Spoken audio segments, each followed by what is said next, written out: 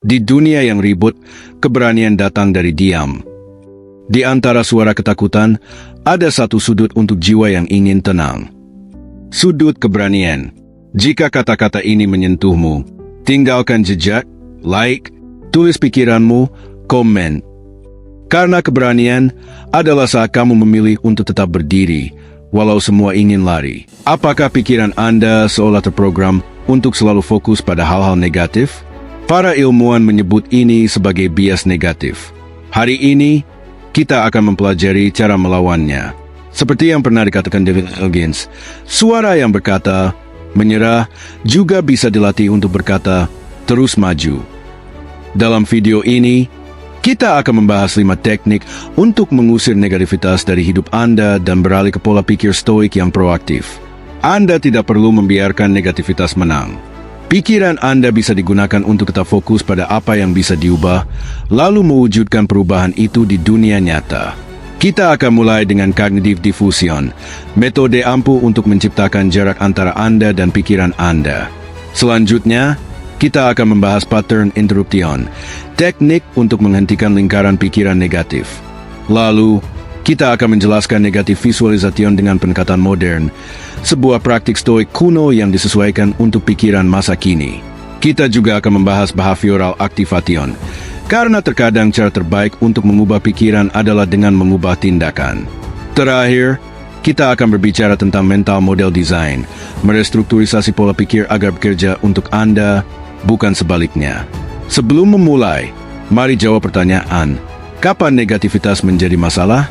Bukan masalah jika Anda berkata, dompetku hilang, atau aku terkunci di luar rumah. Itu bukan yang dimaksud dengan negativitas. Yang dimaksud di sini adalah pikiran negatif yang sangat subjektif, yang tidak membantu Anda mencapai tujuan, hanya membuat Anda merasa buruk dan kurang produktif. Pikiran semacam ini sering dikaitkan dengan depresi atau bahkan apati. Keyakinan inti kita adalah bahwa kita hidup di dunia di mana kita bisa memperbaiki situasi dengan pikiran dan tindakan. Jika apa yang Anda pikirkan bertentangan dengan ini, itulah yang kita sebut negativitas. Seperti kata Epictetus, kita tidak bisa mengendalikan apa yang terjadi pada kita, tapi kita bisa mengendalikan reaksi kita terhadapnya. Video ini tentang memiliki reaksi yang lebih baik. Mari kita mulai dengan teknik pertama, cognitive diffusion. Cognitive diffusion. Apa itu cognitive diffusion? Ini adalah teknik psikologis yang membantu Anda menjauh dari pikiran Anda dan melihatnya apa adanya. Hanya pikiran, bukan fakta atau realitas. Kata diffusion adalah kebalikan dari fusion, yang berarti memisahkan diri dari pikiran Anda untuk sesaat, alih-alih terjebak atau menyatu dengannya. Berikut beberapa contoh cara kerja cognitive diffusion. Alih-alih berkata, aku gagal, Anda belajar untuk berkata, aku sedang punya pikiran bahwa aku gagal saat ini. Bukan, tak ada yang menyukaiku, melainkan pikiranku bilang tak ada yang menyukaiku. Bukan, aku tak bisa menghadapi ini, tapi aku menyadari ada pikiran bahwa aku tak bisa menghadapi ini sekarang. Dengan menyadari apa yang terjadi, kita bisa menanganinya. Berikut beberapa teknik cognitive diffusion yang bisa Anda coba. Daun di sungai.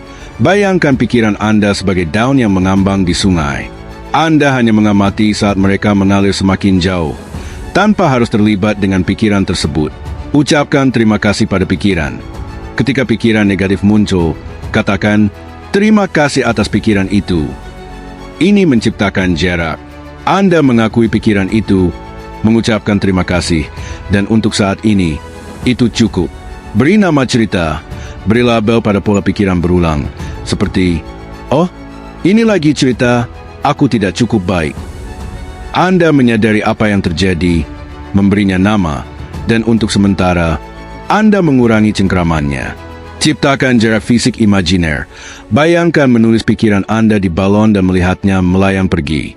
Ini mirip dengan daun di sungai, tapi Anda memperkuat aspek fisiknya, seolah mengirim pikiran itu ke tempat jeda sementara. Jadi, untuk meringkas, gunakan teknik daun di sungai, ucapkan terima kasih pada pikiran, beri nama cerita, atau ciptakan jarak fisik imajiner saat Anda ingin menerapkan cognitive diffusion. Lakukan ini saat pikiran negatif terasa intens untuk memberi ruang bernapas, menenangkan diri, dan berpikir jernih. Inti dari cognitive diffusion adalah Anda bukan pikiran Anda.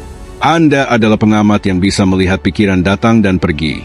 Ini menciptakan fleksibilitas mental dan mengurangi kuasa negativitas atas diri Anda. Pattern interruption. Sekarang, mari ke teknik kedua, pattern interruption.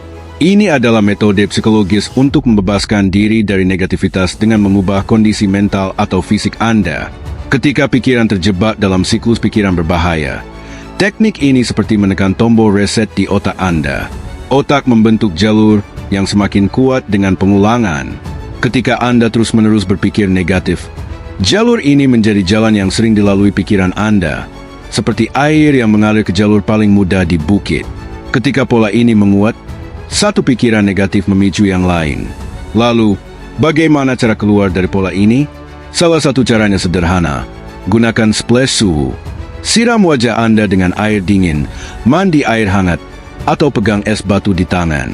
Perubahan suhu mendadak mengguncang sistem saraf Anda dari siklus sebelumnya. Gerakan juga bisa memutus pola.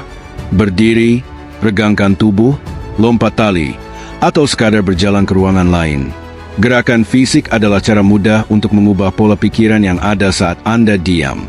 Permenungan atau masalah mental juga bekerja serupa. Jika Anda punya 5 menit dan sedang berpikir negatif, coba mainkan permainan singkat yang membutuhkan konsentrasi. Ini bisa menyulitkan pikiran negatif untuk bertahan. Intinya, buat toolkit interupsi yang bisa Anda akses kapan saja. Mulailah dengan mengenali pola pikiran negatif yang umum terjadi pada Anda. Perhatikan kapan mereka muncul, lalu pilih teknik interupsi yang cocok dan praktis untuk situasi tersebut. Ini sederhana, tapi efektif. Behavioral activation. Selanjutnya, teknik ketiga, behavioral activation. Teknik ini berdasarkan kebenaran sederhana. Kadang cara terbaik untuk mengubah pikiran bukan dengan berpikir lebih banyak, melainkan dengan bertindak. Seperti kata Marcus Aurelius, jangan buang waktu berdebat tentang apa itu manusia baik, jadilah satu. Alih-alih menganalisis mengapa Anda merasa negatif tanpa henti, behavioral activation mendorong Anda untuk bertindak menuju cara berpikir baru. Begini caranya, aturan 2 menit. Saat negativitas melanda, komitmen untuk melakukan tindakan positif selama 2 menit saja. Terlalu depresi untuk membersihkan rumah? Bersihkan selama 2 menit. Menghindari proyek penting? Kerjakan selama 2 menit. Seringkali, Anda akan melanjutkan setelah mengatasi inersia awal. Bangun riwayat tindakan positif. Setiap tindakan kecil menciptakan bukti yang bertentangan dengan keyakinan negatif Anda. Jika Anda berpikir, aku tak pernah menyelesaikan apapun, menyelesaikan satu tugas kecil memberikan bukti nyata melawan pikiran itu. Seiring waktu, poin-poin positif ini menumpuk, membuat narasi negatif sulit bertahan. Buat rencana tindakan spesifik. Untuk pikiran seperti, aku tak membuat kemajuan, tindakan Anda bisa berupa mencatat 3 hal yang telah Anda capai. Untuk, aku tak akan pernah cukup baik, mungkin berlatih keterampilan selama 15 menit. Kuncinya adalah memiliki respons yang sudah direncanakan untuk pikiran negatif tertentu. Lacak keberhasilan Anda. Catat tindakan yang Anda ambil dan bagaimana itu memengaruhi suasana hati Anda. Ini menciptakan rekam jejak kemajuan dan membantu mengidentifikasi aktivitas yang membuat Anda merasa lebih baik. Ketika pikiran negatif berkata bahwa tak ada yang penting atau tak ada yang membantu, behavioral activation menantangnya dengan bukti nyata. Sulit untuk mempertahankan keyakinan bahwa Anda tak berdaya ketika Anda aktif mengambil langkah untuk memperbaiki situasi. Recording. Teknik keempat adalah recording tentang perbaikan bertahap. Idenya sederhana. Dengan memeriksa pikiran Anda secara sistematis, Anda bisa belajar memisahkan pemikiran kritis yang membantu dari negativitas yang tidak berguna. Mulailah dengan mencatat pikiran Anda. Saat ini, kita punya alat canggih di saku kita, seperti aplikasi Mood Notes, Tog, Diary, atau sekadar aplikasi catatan di ponsel. Kuncinya adalah menuliskan pikiran emosional secepat mungkin saat muncul. Setelah mencatat pikiran, periksa bukti yang mendukung dan melawannya. Misalnya, jika Anda berpikir, presentasiku berantakan, Catat bukti pendukung. Aku tersandung kata-kata, tapi tantang juga dengan bukti yang berlawanan. Bosku berterima kasih setelahnya. Pendekatan ini membantu Anda menciptakan perspektif yang seimbang. Alih-alih berpikir, aku buruk dalam presentasi, Anda mungkin menyimpulkan, aku punya momen sulit, tapi juga terhubung dengan audiens, dan dengan latihan aku bisa lebih baik. Pertahankan wawasan kritis yang membantu Anda berkembang. Buang negativitas yang tidak membantu. Seperti yang dipahami para Stoik, mengakui realitas, termasuk kesulitannya, penting untuk mengembangkan kebijaksanaan. Target recording membantu Anda melihat situasi dengan jelas tanpa distorsi pesimisme berlebihan. Mental Model Design. Teknik kelima dan terakhir adalah Mental Model Design. Jika teknik lain membantu Anda menangani pikiran negatif saat muncul, Mental Model Design adalah tentang merestrukturisasi lingkungan mental Anda agar negativitas tidak mudah muncul. Bayangkan seperti ini, jika Anda ingin makan lebih sehat, Anda tidak hanya mengandalkan tekad saat membuka kulkas. Anda mengisi dapur dengan makanan bergizi dan menghilangkan godaan. Prinsip yang sama berlaku untuk lingkungan mental Anda. Mulailah dengan ruang fisik Anda. Lingkungan sangat memengaruhi pikiran. Seneca menyarankan untuk memilih dengan hati-hati orang-orang di sekitar kita dan lingkungan tempat kita tinggal. Ini bisa sesederhana menciptakan area kerja bebas gangguan atau merapikan ruang hidup untuk mengurangi kekacauan visual yang memicu kebisingan mental. Penelitian menunjukkan bahwa orang yang bekerja di lingkungan terorganisir bisa bertahan lebih lama pada tugas sulit. Selanjutnya, perhatikan lingkungan digital Anda. Perangkat kita bisa menjadi gerbang menuju inspirasi atau keputusasaan. Audit layar utama ponsel dan media sosial Anda.